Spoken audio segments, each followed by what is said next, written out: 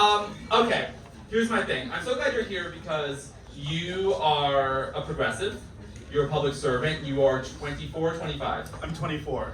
Fantastic. So glad I decided to celebrate my 29th birthday with you. What were your reactions to the midterm results coming in? What were you feeling? Do you feel validation? Tell me. Yeah, I think there was some mixed feelings that I had after these past elections. So Democrats did well nationwide. You know, we expected to see a red wave. Yep. We only saw a red puddle, or pink puddle as people call it.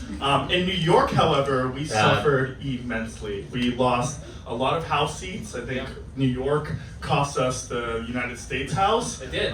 Which was very unfortunate, but... Let's name names. Cuomo, appointing conservative justices. Kathy Hochul, Jay Jacobs. Right, so a lot of white people in the Democratic Party. Establishment Democrats. So Yes. right now, as a New York politician, what do you think is the best way forward for the Democratic Party of New York? Which you are right, there was only in Florida and New York was there a red wave, essentially. Right. I mean, we have to reflect on the New York Democratic Party. It's led by a lot of establishment Democrats, mainly centrists, that are working for corporations rather than our values. And these individuals are catering more to the right wing and to Republicans more than they are progressives. Right. You know, we see a lot of vilifying of individuals like myself or individuals like AOC. Yep. And it's because they're scared of, you know, having the Democratic Party labeled as socialist, you know, some of us are, but we still need to embrace all of each other in the Democratic Party in order to fight on a unified front so we can win. And as all of us who are New Yorkers, 2 weeks leading up to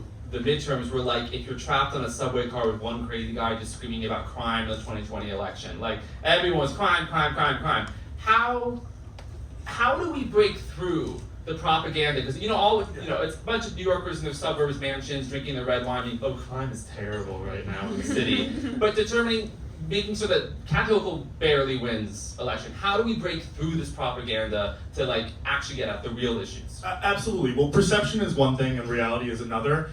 Crime is real and it's happening here in New York City. It's not happening as much as it's being streamed through the airwaves and through our news channels, but it is still real. I get scared sometimes on the subway because of how much shit I hear about what's going on. But in order for us to combat crime as it is, you know, first and foremost, I think we need to invest in mental health services in the city. There's a lot of mentally ill people that are on the street with no safety net for them to find help. We need to fix poverty. I mean, instead of overfunding police, which is currently the state of where our city is, we need to be investing in education and public housing and infrastructure and things that allow people to turn to other sources of income rather than crime.